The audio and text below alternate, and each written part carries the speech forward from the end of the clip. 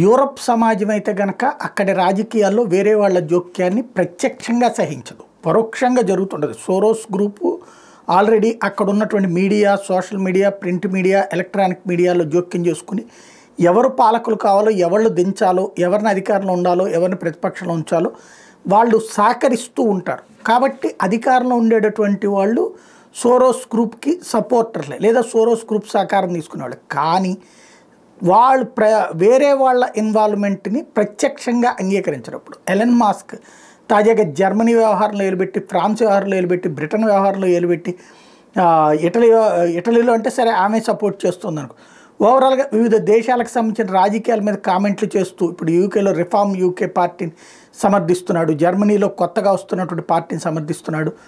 ఇట్లాంటి సందర్భంలో తను సమర్థించడం అనేది తన వ్యక్తిగతం అవుతుంది. అలా కాకుండా తన ఎక్స్ ప్లాట్ఫామ్ గతంలో ఎట్లయితే జో బైడెన్కి సపోర్ట్ చేస్తూ ట్రంప్ని దెబ్బతీసేటటువంటి కుట్రలు పనిందో అట్లాంటిది ఏదన్నా ఇతను పన్నుతున్నాడా అన్నటువంటి దాని మీద ఇప్పుడు విచారణ ఆరంభించింది. 150 మంది EU అఫీషియల్స్ ఎక్స్కి సంబంధించినటువంటి కార్యాలయాల్లో సమీక్షిస్తున్నారు. ఎలన్ మాస్క్ AFD ఏదైతే ఇప్పుడు జర్మనీకి సంబంధించినటువంటి కొత్త రాజకీయ పార్టీ ఉందో, ఎలైస్ వైడెల్కి సంబంధించి ఏమన్నా అనుకూలంగా వ్యవహరిస్తున్నారా లేదా అన్నటువంటి దానికి సంబంధించినటువంటి ఆరాలు తీస్తున్నారు.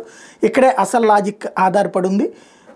ఇంతకుముందు ప్రత్యక్షంగానే బైడెన్కి సమర్థించి ప్రత్యక్షంగానే ట్రంప్ని దెబ్బతీసిన రోజున మరి ఇదే యూరోపియన్ ఎందుకు నోరు మూసుకు కూర్చుందో అర్థం కాదు.